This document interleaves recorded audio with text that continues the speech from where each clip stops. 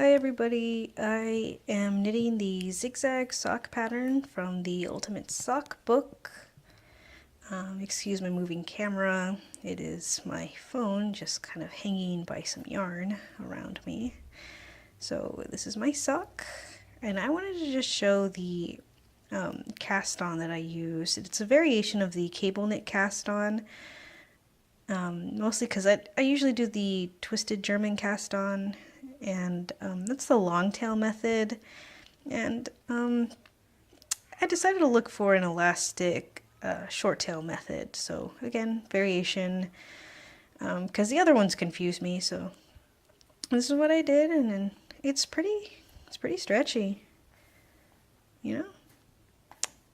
Gets the job done.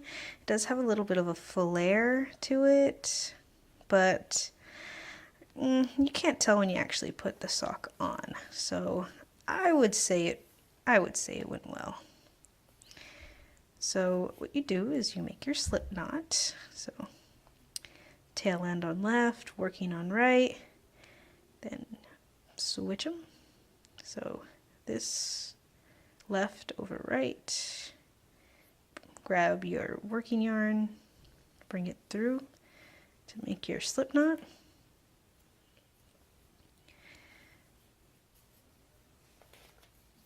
And just like with the cable cast on, you put your needle in through the loop, wrap your yarn around, bring it through, and instead of putting this loop onto your needle, all you do is make an extra loop. So wrap around, bring it through, and then you put this loop onto the needle, and that's your next stitch. So now you put your right hand needle between the two stitches, wrap around, and then you can hold your yarn in place to kind of help it through. And once again, you wrap, bring it through to make your extra loop, and then you put it onto your needle.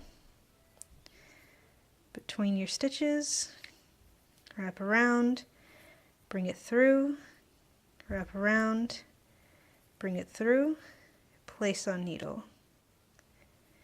Between your stitches, wrap around, bring it through, wrap around, bring it through, place on needle. Wrap through, wrap through. So you're really just making that extra little loop, and again, as you saw, it's pretty elastic, it's stretchy, it's way more simple than the other methods that I saw. There's like twisting involved, and like I mean, I think one of them did have extra stitches, and it required like removing the needle and switching the position of the stitch. I don't know, they confused me. And don't get me wrong, the end result, they were, I feel, a bit more clean, but this one is still good. I don't see anything wrong with it. Will I call it some major success? Is it perfect? No, but you still get a stretchy cast on end, and yeah, I mean, if that's what you're aiming for, then it works fine. And as you can see, it does look a little spaced out since you are making that extra loop, and still it kind of just looks like a normal cable cast on.